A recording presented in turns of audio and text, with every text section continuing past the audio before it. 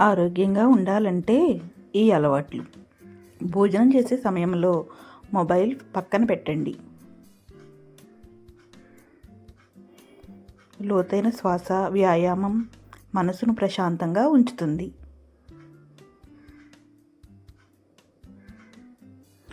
పాలు, పెరుగు లాంటి ఆహారం శరీరానికి బలం ఇస్తుంది. పాలు, పెరుగు లాంటివి తీసుకోవడం వల్ల హెల్తీగా ఉండవచ్చు. శరీరానికి అవసరమైనంత విశ్రాంతి ఇవ్వాలి.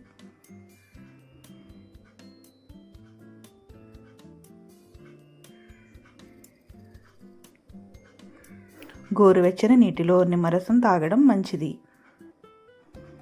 ప్రతిరోజు ఇలా తాగడం వల్ల వెయిట్ కూడా పెరగకుండా ఉంటారు.